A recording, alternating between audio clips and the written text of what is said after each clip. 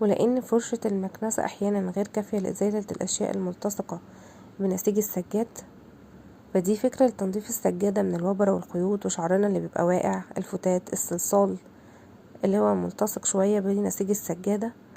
هنجيب كده سلكة المواعين دي اللي كلنا عارفينها ونحاول نركبها كده على وش المكنسة، ونحاول كمان نزود تثبيتها كده بشريطين من السلوتيب العريض من الجنبين او بقطعتين من الاستك او توك كده صغيرة من الجنبين.